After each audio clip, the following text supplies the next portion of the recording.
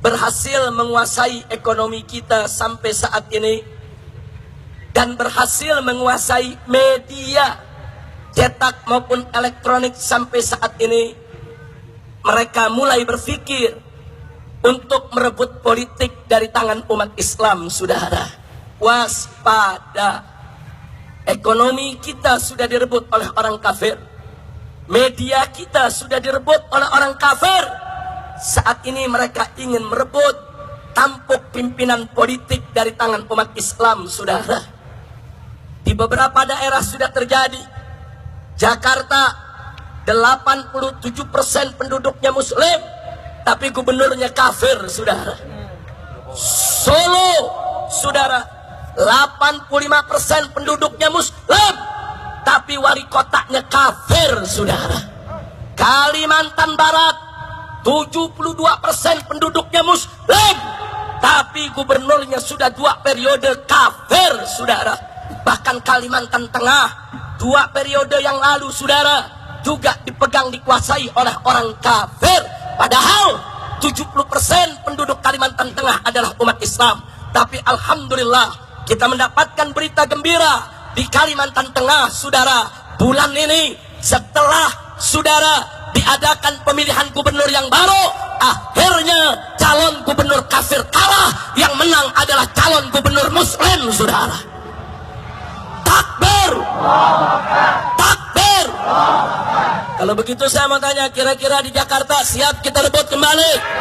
Di Solo siap kita rebut kembali? Di seluruh Indonesia siap rebut kembali?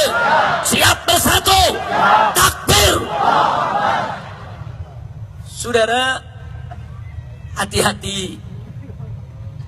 Gerakan yang dilakukan orang kafir untuk merebut politik di Indonesia sangat berbahaya. Saat ini mereka sudah mendirikan partai politik, dan mereka punya belasan channel televisi, saudara. Dan mereka sudah mulai kampanye lewat televisinya, saudara. Bahkan mereka membuat baliho besar-besar di setiap kota, saudara.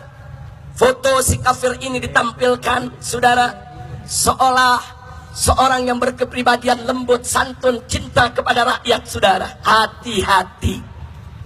Besok saat pemilihan presiden, saudara, orang ini akan mengajukan dirinya sebagai calon presiden. Duit dia punya, media dia punya, perusahaan dia punya, saudara. Hati-hati. Dari sekarang umat Islam wajib untuk merapatkan diri, untuk menyatukan segala potensi. Nggak boleh republik ini direbut oleh orang kafir. Betul? Siap jaga Indonesia, siap jaga NKRI, siap bersatu. Takbir. Saudara, ini nggak main-main. Karena orang yang saya maksudkan ini pada pemilihan presiden yang lalu itu berhasil menjadi salah satu calon wakil presiden, saudara. Berhasil menjadi calon salah satu wakil presiden. Dan sekarang dia bikin partai sendiri. Dia punya duit, dia punya uang, dia punya channel, dia punya akses, dia punya televisi cukup banyak. Kalau kita tidak hati-hati, negeri ini akan direbut oleh orang kafir, saudara. Masya Allah. Makanya maaf Pak Bu ya, saat ini mulai ada upaya-upaya pengaburan sejarah. Saat ini, saudara, ada upaya pendistorsian sejarah. Ada mengatakan saat ini Islam di Indonesia datang bukan dari Arab tapi dari Cina. Ada yang mengatakan Wali Songo itu bukan Habib tapi Wali Songo itu Cina. Gak sampai di situ, saudara. Seminggu yang lalu Menteri Dalam Negeri Republik Indonesia meresmikan monumen patung Laskar Cina di Taman Mini Indonesia Indah, saudara. Laskar Cina mana yang berjuang untuk Indonesia? Laskar Cina mana yang berjuang untuk memerdekakan Republik ini? Hei, Menteri Dalam Negeri Republik Indonesia, kurang ajar, kurang ajar. Kenapa Laskar Cina komunis yang kau buat patungnya untuk diperingati, padahal mereka pengkhianat negeri ini, saudara? Masya Allah. Takbir.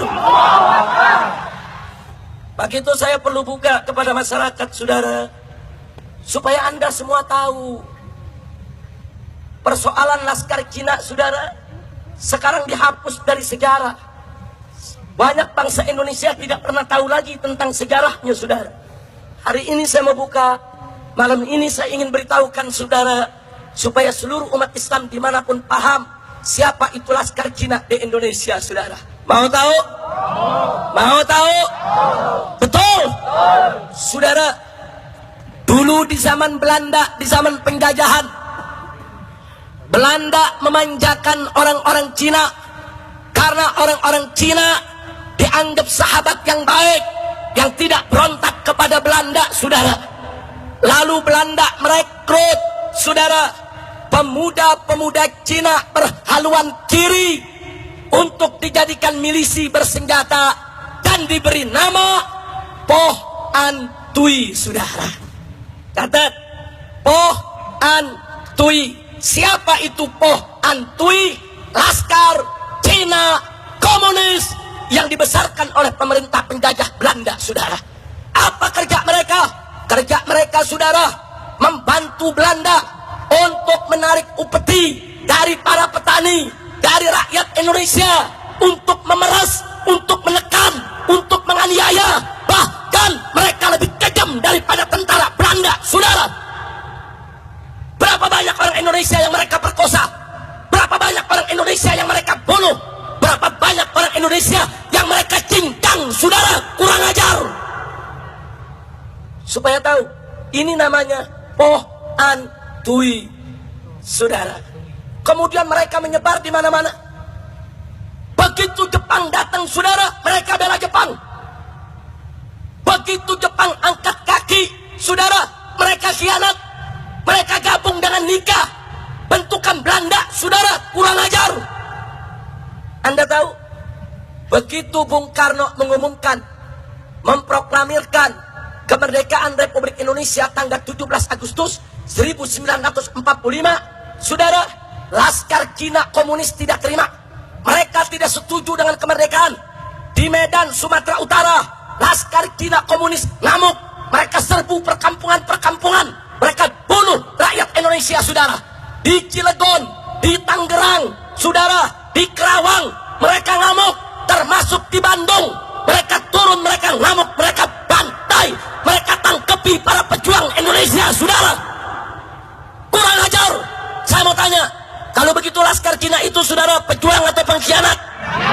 Pejuang atau pengkhianat? Pejuang atau pengkhianat? Lah kok pengkhianatnya dibikin monumen di Taman Mini? Apa, saudara? Siap Rubun? Siap Rubun? Kurang ajar, saudara. Orang-orang tua kita dulu, nenek-nenek bangsa Indonesia, diperkosa oleh Laskar Cina komunis, dibunuh, dicincang. Mereka kerja buat Belanda, saudara. Baik, berikutnya, saudara. Berikutnya perlu Anda tahu. Anda pernah dengar nama Westerling, saudara? Jenderalnya, saudara, jenderalnya tentara daripada Belanda. Pernah dengar? Pernah dengar? Saudara, Westerling membantai 50.000 pemuda Makassar, saudara. Orang Bugis, orang Makassar, orang Mandar di Sulawesi Selatan, mereka kumpulkan, mereka bantai, saudara. 50.000 orang. Lalu apa yang terjadi? Mereka dikejar oleh para gerilyawan Republik Indonesia, para pejuang Indonesia, saudara, ketika itu mengejar Westerling. Lalu apa yang terjadi? Westerling diamankan oleh Poh An Tui, Laskar Cina komunis, saudara. Mereka bawa Westerling ke Bandung.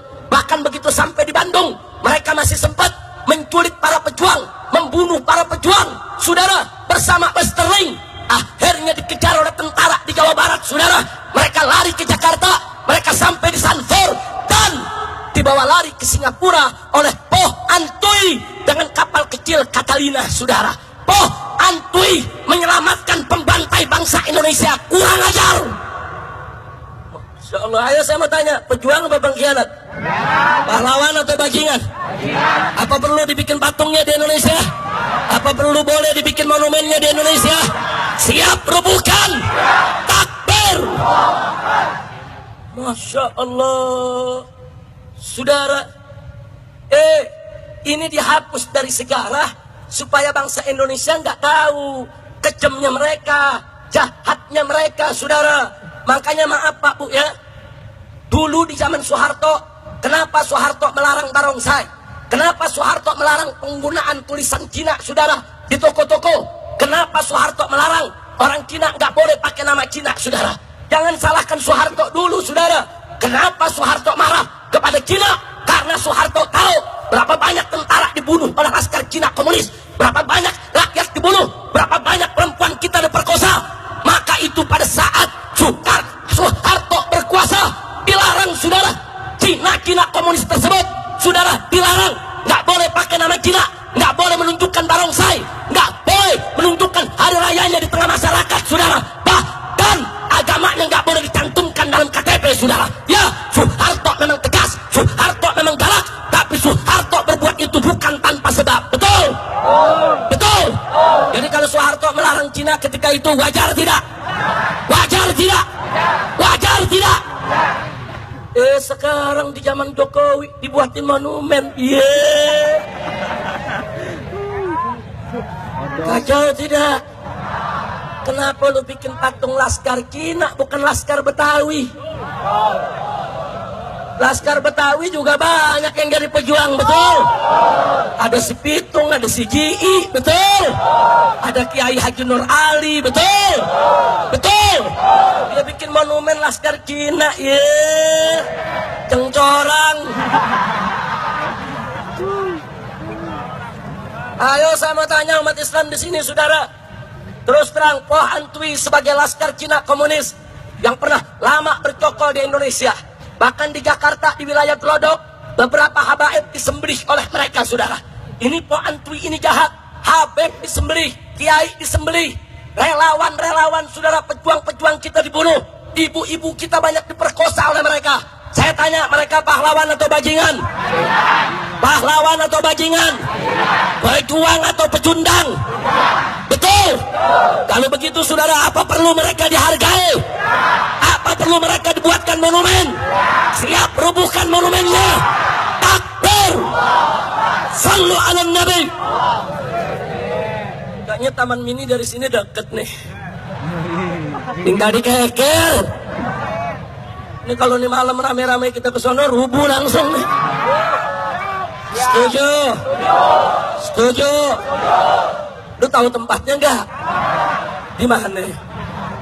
Patungnya ditaruh di mana? Lu nggak tahu mau nyari kemana? Tapi kita intip, besok kita turun rame-rame suruh rubuhin, betul? Betul? Betul? Oke, saudara, kalau dulu Laskar Betawi yang dipimpin oleh Pitung itu pejuang, orang-orang kaya, saudara, kaya-kaya Belanda ini, saudara, dicegat oleh Laskar Betawi, dirampok, hasil rampokannya, saudara, dibagi-bagi ke rakyat miskin. Bagus gak? Yang dirampok Belanda kafir. Bagus gak? Yang dirampok penjajah kafir. Bagus gak? Hasilnya rampasan dibagi buat rakyat kecil. Bagus tidak? Saya mau tanya, kalau begitu pejuang bukan? Pejuang bukan? Pahlawan bukan? Yang begini dong bukan Laskar Cina. Kurang ajar, saudara. Jadi perlu saya sampaikan. Baik, saya tidak mau panjang lebar soal Poh Antwi, tapi tolong nanti selesai tablik ini, Anda yang punya handphone, saudara, silakan Anda buka di handphone Anda, masuk ke akses internet, tulis Poh Antwi, POH spasi an spasi Tui TUI. Anda tulis Poh Antwi, research, cari, akan keluar semua kebiadaban Poh Antwi, saudara. Ini zaman globalisasi informasi, nggak bisa kebusukan mereka disembunyikan. Betul? Betul? Apa pengkhianat boleh jadi pemimpin di negeri kita? Apa pengkhianat boleh jadi presiden di negeri kita? Apa pengkhianat boleh kita kasih peluang lagi? Takbir. Begitu saya mau tanya, siap jaga Indonesia? Siap jaga NKRI? Siap lawan Poh Antwi? Takbir. Saya yang bicara, saya yang tanggung jawab, saudara. Kalau pemerintah tidak suka menganggap, oh ini Habib Rizik bicara salah, ini menyinggung Sarah, ya saya bicara Sarah. Kenapa?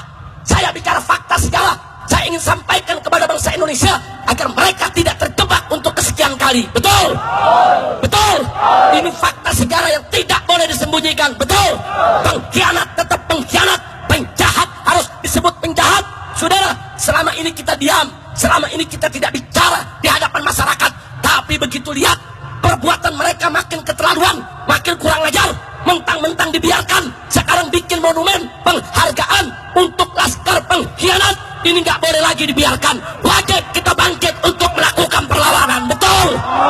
Takbir, takbir, takbir. Jadi kalau malam ini barusan saya cerita pohantui, saudara, bagus tidak? Bagus tidak? Setuju tidak? Hukum tidak? Yang tidak tahu jadi tahu, betul? Yang sudah tahu makin tahu, betul? Alhamdulillah. Makanya hati-hati Pak, Bu. Sekarang yang berbahaya, ada tokoh-tokoh Islam yang dibeli oleh mereka untuk memuluskan orang kafir jadi pemimpin di Indonesia, sudah. Ini sangat berbahaya. Dengan alasan demokrasi, dengan alasan kebebasan, dengan alasan hak asasi manusia. Bahkan ada Profesor Dr. Kiai Haji, pimpinan Ormas Islam, bicara di media cetak dan elektronik. Apa dia bilang? Lebih baik pemimpin kafir asal jujur daripada pemimpin muslim tapi korup. Saudara, ini yang bicara Profesor Dr. Kiai Haji, pimpinan Ormas Islam, kurang ajar. Masya Allah. Jawab jangan. Jawab jangan. Jawabnya panjang. Jawab jangan. Sampai pagi kuat. Ente sehat kuat, ane sakit. Urusannya selesai ceramah pingsan di panggung. Ntar begitu saya pingsan di panggung, jamaah ngomong Habib kualat Cina tuh. Dah kita lagi sakit, makanya tenaga mesti direm-rem juga dikit. Jawab jangan. Kapan? Tahun depan lagi. Bagaimana tahun depan? Malam Rebo besok saya ngisi lagi di sini. Malam Rebo besok di mana? Di Pengasinan. Udah terus. Udah terus. Mau tahu jawabnya, saudara? Baik, malam ini saya berikan 3 jawaban, saudara. Perhatikan baik-baik semua, khususnya para pemuda. Jadi, gara-gara ada Profesor Dr. Kiai Haji bicara semacam itu, banyak umat Islam yang awam mengaminkan, mengiyakan, saudara. Dipikir itu kalimat sudah benar. Karena yang mengucapkannya Profesor Dr. Kiai Haji, pimpinan Ormas Islam, saudara. Bagaimana orang awam tidak terpengaruh? Betul? Betul? Nah, sekarang kita jawab satu persatu. Siap dengar jawabannya? Betul? Baik, perhatikan saudara. Kalimat seperti tadi, lebih baik pemimpin kafir asal jujur daripada pemimpin muslim tapi korup. Saudara, kalimat semacam ini merupakan pendangkalan akidah yang bisa menyesatkan umat. Kenapa saya katakan pendangkalan akidah? Sebab kalau ungkapan semacam itu dibiarkan, nanti akan berimplikasi kepada masalah-masalah lain. Saya buktikan. Saudara, kalau hari ini kita katakan lebih baik